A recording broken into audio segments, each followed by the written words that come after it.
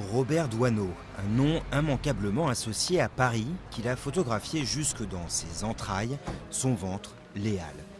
L'hôtel de ville expose 200 des milliers de clichés réalisés un demi-siècle durant dans ce quartier du petit peuple.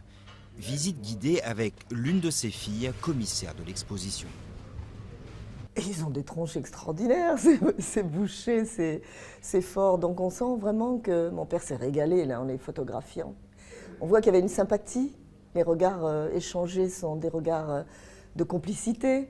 Il les aimait bien, c'est sûr, ils se connaissaient. La sélection des œuvres fait la part belle, plus qu'à l'architecture, à tous ces petits métiers qui s'exerçaient alors en plein centre de Paris.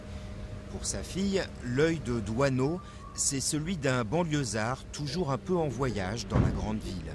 Ce serait là la clé de son œuvre. Une œuvre qui compte aussi des photographies en couleur.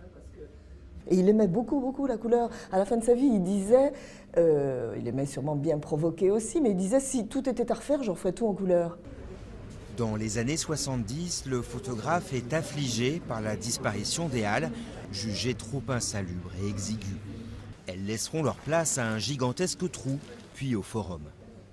C'était pas du tout un homme de la nostalgie ou du passé. Hein. C'est pas du tout quelqu'un qui pensait que c'était mieux avant. Mais pas du tout, du tout. Là, non, il y avait quelque chose qui lui semblait de l'ordre de la connerie monumentale, vous voyez. Comme Doisneau, beaucoup de Parisiens ne comprendront jamais la décision prise au plus haut sommet de l'État de détruire les pavillons de Victor Baltard. Aujourd'hui, c'est le Forum qui est à son tour détruit pour laisser la place à un projet qui doit être finalisé en 2016 et présenté par l'exposition. Une exposition qui se prolonge jusque sur les quais du métro, telle une invitation aux Parisiens à s'arrêter quelques instants pour apprécier comme Doisneau la vie qui se joue sous nos yeux.